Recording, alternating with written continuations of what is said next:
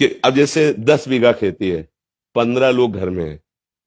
अब बच्चों की पढ़ाई, कपड़ा लत्ता, ब्याह बर, खाद पानी सिंचाई का घंटों के पैसे होते हैं, 4 घंटे 5 घंटे में 1 बीघा, ऐसे ऐसे होता है। ठंडी के समय जब कोई रजाई नहीं छोड़ना चाहता, वो जो कपड़े हैं भी वो समेट के, क्योंकि पानी लगा है, पूरी रात पानी लगाता है पूरी। अब इतना महंगा समय है और उसका अनाज इतने गिरकर सस्ते दामों में जाता है, और पूरा देश उसी का उधर पोषण का हेतु होता है, वो उसी का किसान का। लेकिन उसकी हालत ये रहती है कि वो अच्छा कपड़ा नहीं पहन सकता, वो अपने बच्चों को अच्छी पढ़ाई नहीं पढ़ा सकता, क्योंकि इतनी लागत लगती है। अच्छा, उसमें यह है ही नहीं कि लागत लगने पर हमें माल मिल ही जाएगा।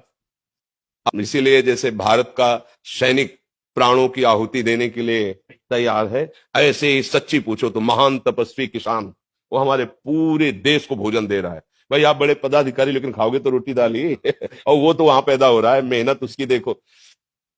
स्कूल से आने के बाद हमें पढ़ने का समय नहीं दिया जाता था, मक्का के खेत रखाओ चल के मक्का। इतनी किसानी का, इतनी मेहनत का उसका जो का, और वो जब बाजार में अन्न जाता है तो उसकी कीमत बहुत कम होती है, और जब वो सामान लेता है तो उसकी कीमत बहुत बड़ी होती है तो वो हमने देखा है। अब लाही सरसों जिसे कहते हैं, खेत बढ़िया खूब चक हो गया, बाली एकदम पकी तैयार, सुबह उसे काटना है और शाम के हल्का पानी हो गया, सूर्य की किरणें निकली, सब कलियां फूट गई, सब सरसों बिखर गई। अब वो बैठे रो रहा है, क्या करे, लाखों रुपया लगा करके भी वो गरीब का गरीब और कर्जदार हो गया। ऐसे जब उनको अध्यात्म का ज्ञान नहीं होता तो फिर एक उपाय मिलता है कि क्या करूं, आत्महत्या कर लूं। ये हम मतलब पढ़ी लिखी बात नहीं कह रही है, हम समस्या कह रहे हैं। हम लोग जैसे किसान के घर में जन्मे थे ना, तो रात में बादल गरज रहे हैं, पकी फसल गेहूं की खड़ी है, चना की खड़ी है, सरसों की खड़ी है, पूरा परिवार ऐसे बैठा है, राम राम राम राम भगवान, बस 2 दिन का समय दे दो, किसी तरह काट करके हम घर। अब अगर वो 2 दिन में वर्षा हो गई तो पूरे साल की कमाई गई उसकी। अब उसको ना कोई सरकारी सहयोग मिलेगा और ना सामाजिक सहयोग मिलेगा। वो सदैव कि किसान आदमी जो है ना, कभी ब्याह वर हो तो नए कपड़े बल गए, वो भी साल में एक आध बार जो अन्न का ड्योड़ा लगा है उससे, नहीं तो उसका जीवन बड़ा कष्ट में रहता है, बड़ा कष्ट है। किसान वास्तविक प्रणाम योग्य और सबके प्रणाम योग्य है, क्योंकि कुछ भी तुम 10 लाख कमाओ महीने, लेकिन खाओगे क्या? 10 लाख थोड़ी खाओगे, खाओगे तो अन्न ही ना। तो उसके अब ये कि थोड़ा सा आधुनिकता बढ़ गई है, पर वो अन्न में पावर नहीं रहा।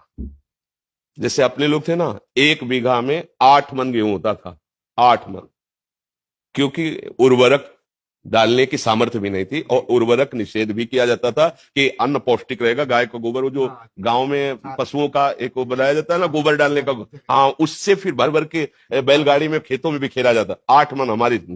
अब जो है 60 मन, 40 मन, 45 मन, पर उस अन्न में ऐसे केमिकल उर्वरक तत्व मिल गए कि वो हमारे शरीर को हानि पहुंचाते हैं, स्वस्थता नहीं सुरक्षित रह पाती। किसान का अगर सरकार से अच्छा सहयोग हो तो भले कुछ हो, नहीं तो वो आज अच्छा, खेती में जैसे आप बार बार उर्वरक डाल रहे हैं तो उसकी क्षमता कम हो रही है, भूमि की क्षमता कम हो रही है, वो अन्न फिर उतना नहीं उपजा पाए। अब वो जो केवल किसान है, जिनके लड़के बच्चे नौकरी कर रहे हैं, उनको तो ठीक है, खान पीने को खेती से हो गया और अर्थ है, लेकिन जो केवल किसान है, सच्चे मानो एक तपस्वी से कम नहीं है, भारी तपस्या का उनका विषय होता है।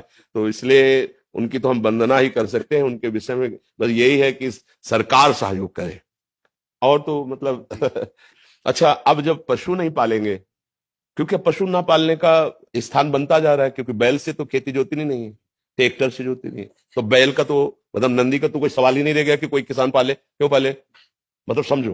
अब क्या, अब बछड़ा होता था ना, तो एक हर्ष सा होता था किसान के, ये गाय माता ने बछड़ा दिया, अब ये आगे चल करके बैल होकर हमारे हल जोते। मतलब 8-10 गायें तो होती ही थी, उनका गोबर, उनका दूध, वो पौष्टिकता।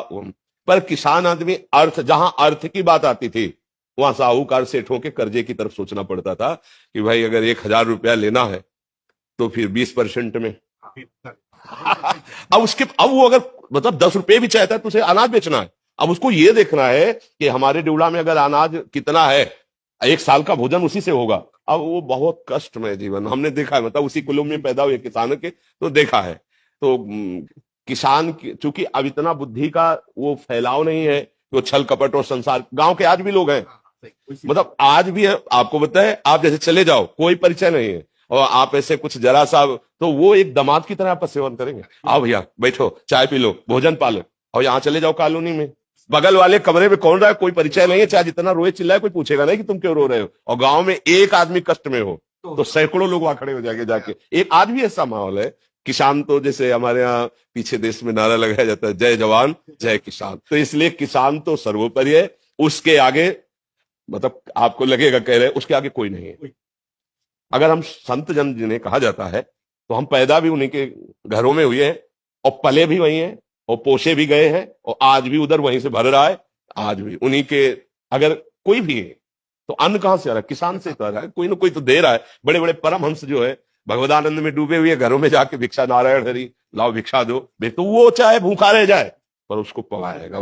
ये मतलब सहानुभूति उसके हृदय की, हाँ उसकी सह तो और तो कोई सहयोग कर नहीं सकता, क्योंकि वो ऐसे लोग होते हैं कि ऐसे नहीं कर सकते। ये भी बात है, गरीब हैं मेहनत करते हैं पर वो ऐसे नहीं कर सकते। वो ऐसे ही करने की कोशिश करेंगे, हमारे पास जो सूखी रुकी है खा लीजिए। अब अगर सरकार के द्वारा सहयोग की, जैसे उनकी फसल नष्ट हो गई अतिवर्षा से, अनावृष्टि से, ओले पड़ जाने पर ऐसे, तो हाँ तो भले को, लेकिन उनकी तरफ ज्यादा देखा नहीं जाता उनकी तरफ ज्यादा देखा नहीं जाता है। तो भगवान ही सहयोग करे, बस ये है, भगवान ही उसके विषय में कुछ नहीं कहा जा सकता। लेकिन सब किसान ही है, कर्म भूमि में आए हैं, सब शुभ अशुभ कर्मों की खेती बो रहे हैं। नहीं बोला, कोई उसका दुख रूपी फल भोग रहा है, कोई सुख रूपी फल भोग रहा है। शुभ और अशुभ कर्म, कर्म भूमि है ना मृत्यु लोग। वैसे तो हम सभी किसान ही हैं, पर वास्तविक जो प्रगट लीला में जिनको किसान कहा जाता है, ये बड़ी ही मतलब तपस्यामयी जीवन होता है किसानों का।